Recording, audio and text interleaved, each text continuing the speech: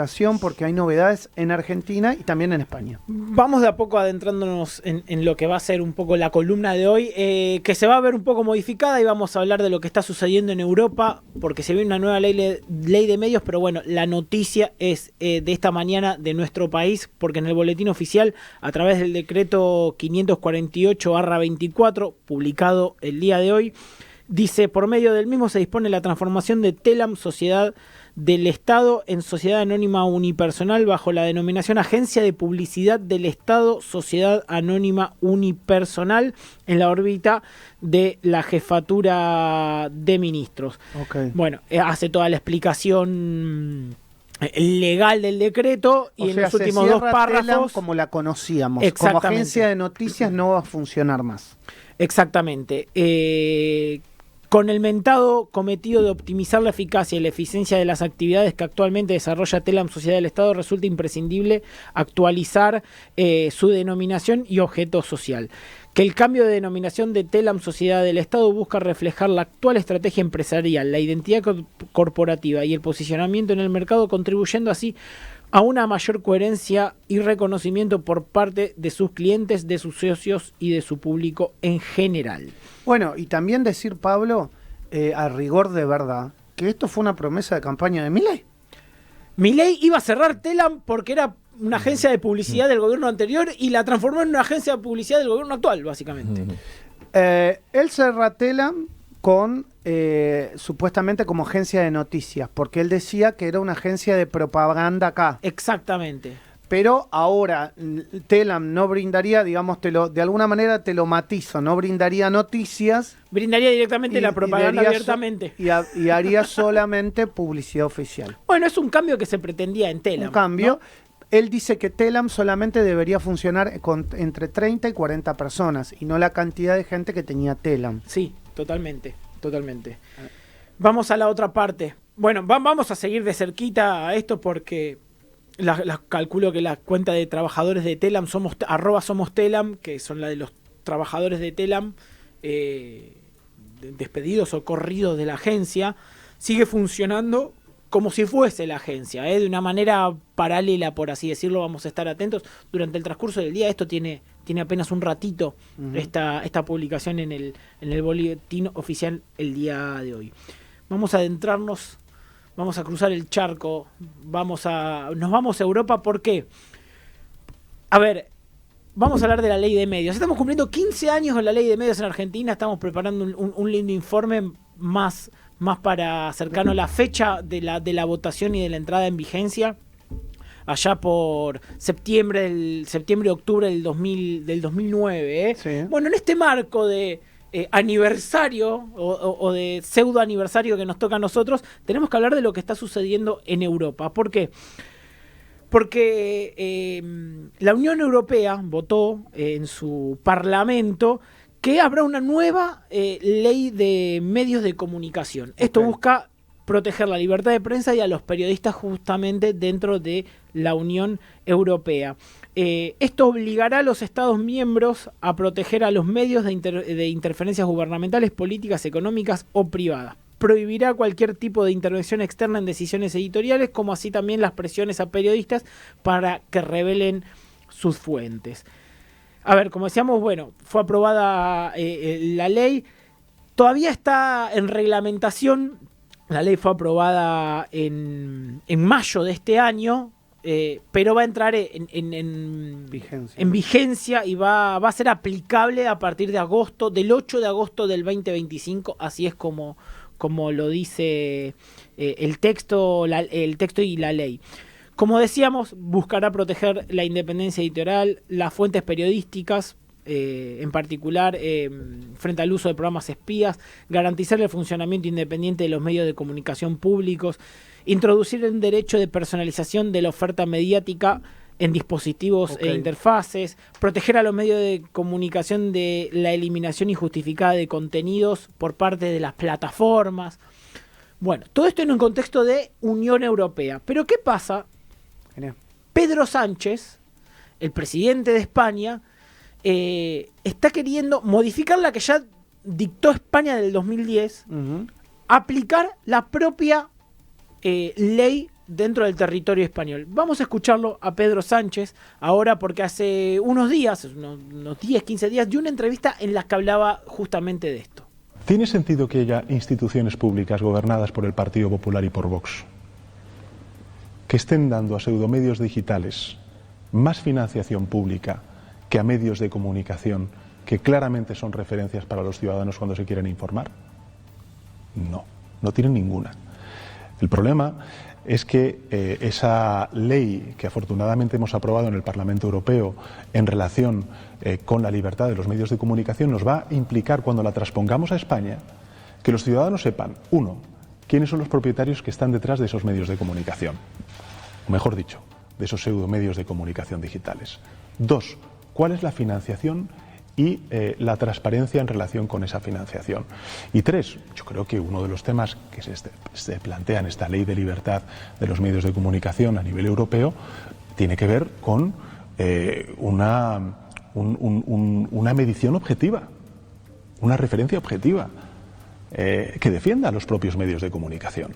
Y ya le adelanto que la propuesta que llevará el Gobierno de España serán dos cosas además de esto. Una, la modificación de la ley orgánica del derecho a la rectificación y la modificación de la ley orgánica del derecho al honor, para acabar con la impunidad que algunos de estos tabloides digitales y algunos de estos pseudomedios de comunicación digitales tienen respecto a otros medios de comunicación o a personalidades públicas. Julio será el mes en el que presentaré ese plan de acción democrática donde efectivamente vamos a poner pie en pared ante esta máquina del fango y ante estos bulos y desinformación que, por desgracia, durante mucho tiempo pues han inundado la conversación publicada y han socavado la convivencia entre españoles. Ahí está, Pablo, lo que vos acabas de decir. Hay que linkearlo con lo que pasa también con Milei en España. Yo les iba a hacer la pregunta si Pedro Sánchez está hablando de Argentina, de España, de la relación de Argentina con España y todo. Hablando de España, pero esto es importante porque, digamos, acá hace mucho tiempo que se dice que los medios cercanos a Vox no se sabe cómo están siendo financiados en España y de dónde está proveniendo el dinero de la financiación y por qué, según Pedro Sánchez y el gobierno español, que Pedro Sánchez representa, inventan o hablan o dicen fake news, es decir, noticias mentirosas o engañosas. Exactamente. Y esto está relacionado con lo que le pasó a Pedro Sánchez con su mujer, con su propia mujer. Y el altercado, recordamos, con Javier Milei, que Milei le sale a contestar. Exacto. Pero bueno, el 17, él hablaba de un día de julio, él habla del 17 de julio, es la fecha en la que Pedro Sánchez va a presentar este proyecto. Que estaría en sintonía con el proyecto europeo que vos nos acabas de contar. Exactamente, exactamente. Pero bueno, se adelantaría un poco porque, bueno, hay que contextualizar también lo que está sucediendo en España. Estamos en un proceso eleccionario en España en el que Pedro Sánchez, dentro del mapa europeo, está quedando cada vez un poquito más apartado si nos basamos también incluso en los resultados que se dieron ayer en Francia, con el triunfo de Le Pen. Lo que pasa que, a ver... Acá... Entonces, Pedro Sánchez está acelerando todos los procesos legislativos que a él le están conviniendo, ¿no? Hemos hablado, Pablo, y seguramente Victoria también, porque es especialista en la materia, lo sabe. Hemos hablado cuando debatíamos la ley de medios acá en Argentina, en infinidad de oportunidades de este tema. Es decir, uno entiende y sabe que hoy los medios de comunicación y los grandes medios de comunicación, no hablo de medios de comunicación independientes o autogestionados o que generalmente, las grandes corporaciones comunicativas están cooptadas por corporaciones. Totalmente. Pero cooptadas no, o sea, tienen parte accionaria de esas comunicaciones. Es parte del capitalismo corporativo, si querés. Entonces, es lógico, no sé, si querés, ponemos ejemplo, si un diario español de mayor tirada pertenece a una corporación, por ejemplo, que tiene negocios relacionados con extracción de minerales, que no hable de la extracción de minerales mal, que hable bien, porque es una corporación que tiene... ¿Se entiende al punto al que voy?